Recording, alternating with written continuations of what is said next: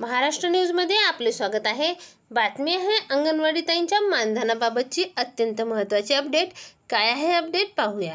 तत्पूर्वी चॅनलवर नवीन आहात तर असेच नवनवीन लेटेस्ट अपडेटसाठी चॅनलला सबस्क्राइब करा व पुढील बेल आयकॉनवर क्लिक करा, म्हणजे असेच लेटेस्ट अपडेट आपल्यापर्यंत येतील।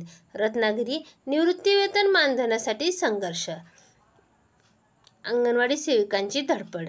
वर्षातून 3 वेळा कागदपत्राची मागणी, 2 सेविका 7 वर्ष संघर्ष, कारवाई शून्यच। सकाळ वृत्तसेवा, निवृत्तीवेतन अथवा मानधन हा कर्मचाऱ्याचा हक्क आणि अधिकार असल्याचे म्हटले जात आहे, पण असे असताना 2 अंगणवाडी सेविका मात्र ते मिळवण्यासाठी 7 वर्ष वाट पाहत आहेत। हा धक्कादायक प्रकार साखरपा कोंडगाव येथील 2 अंगणवाडी सेविकांच्या बाबत घडला आहे। रेश्मा शंकर अभयंकर या अंगणवाडी सेविका सन 2016च्या फेब्रुवारी महिन्यात निवृत्त झाल्या। आधी युनिसेफ अंतर्गत आणि नंतर एकात्मिक बालविकास अंतर्गत तब्बल 35 वर्ष अंगणवाडी सेविका म्हणून त्यांनी काम केले।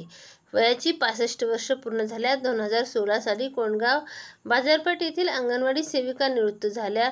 निवृत्त झाल्यावर त्यांना 1 लाख एवढी सेवानिवृत्त मानधनवाढ मिळते।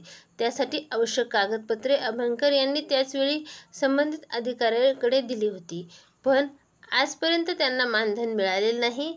रेश्मा अभयंकर यांच्याप्रमाणे कोंडगाव बाईवाडी येथील मनीषा मारुती सावंत 2017मध्ये सेवानिवृत्त झाल्या।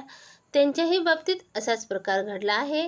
सावंत यांनाही अद्याप निवृत्तीवेतन मानधन मिळालेले नाही।